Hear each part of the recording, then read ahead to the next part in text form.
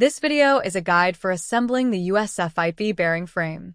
Please refer to the manual for parts reference and additional details. Using a hydraulic press or large arbor, press the front and rear bearings onto the shaft.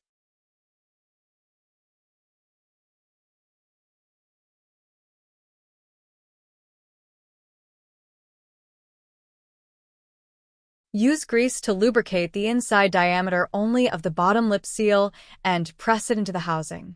The seal cup faces inward.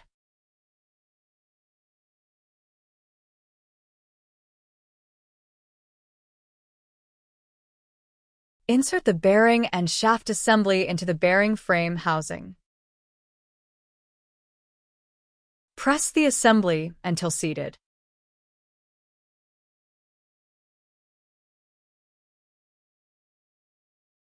Insert a new snap ring into the bearing frame housing. Make sure that the snap ring is fully seated in the internal groove.